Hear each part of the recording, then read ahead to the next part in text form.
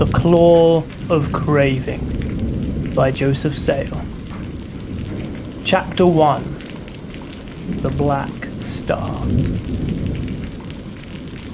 The brothel, although that word did not do justice to the place, was situated in a back alley in a city whose name Alan had already forgotten.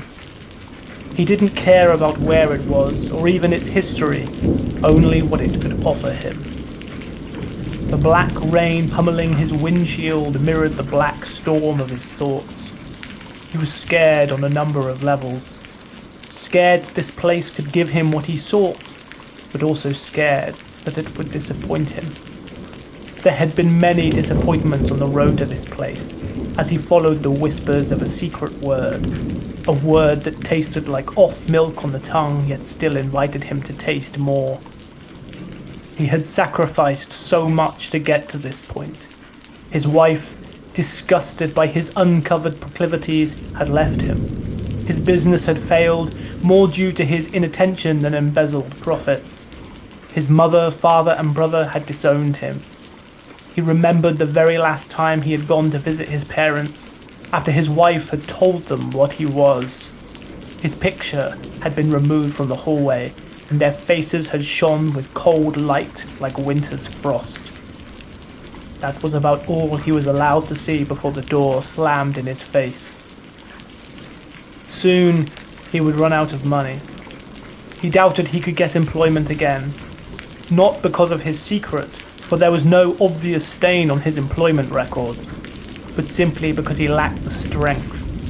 He had committed himself to the pursuit of something extraordinary, and it had consumed him. His hands shook as he waited in the car. He often thought of his hands as independent of himself. His hands were doing the deeds, not him.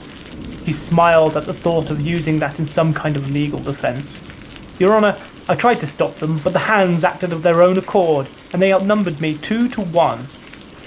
He had come so far, done so much, it was ludicrous to hesitate now, yet he felt afraid. He parked on the main road, perpendicular to the back alley that curved teasingly away from sight.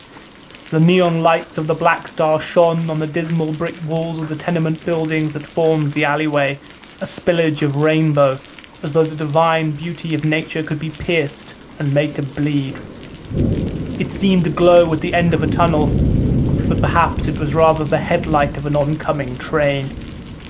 "Screw your courage to the sticking place," he muttered.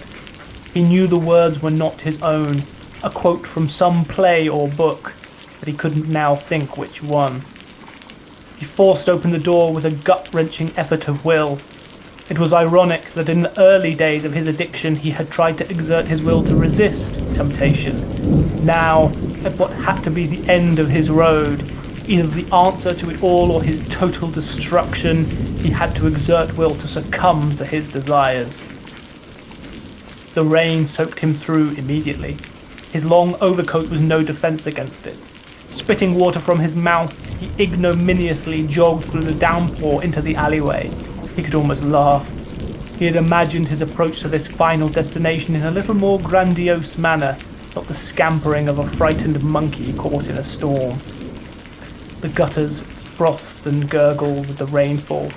The brickwork around him shone with mazy patterns in the strange alchemy of moonlight and neon. Rodent eyes blinked at him from under the cover of dumpsters. He imagined the place smelled fetid usually, but the rain was washing that smell away, purging the air. Would that his soul could be purged as easily. His shoes beat a splashing tattoo on the dirty concrete. The neon light brightened, and brightened as he rounded the bend of the alleyway and finally beheld the Black Star. Its front was not much to look at. No glass windows with dancing girls like in the red light district of Amsterdam. No gaudy placards with silhouettes of easy women as in the strip clubs of Birmingham.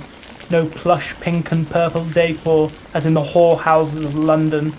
A black, windowless wall stared back at him. In place of a door, there was a metal shutter, the kind that shop fronts pulled down in rough neighborhoods to deter theft. The only glamour was a neon sign, spelling out the Black Star's name in a font that was almost Hebraic. He saw no bouncer or even a CCTV camera, though the latter might well be hidden. At this point, Alan didn't care if he was caught on film. His life was in ruins. There was only the mystery. That was all he had left, and this place, perhaps it would hold the answer. It had to.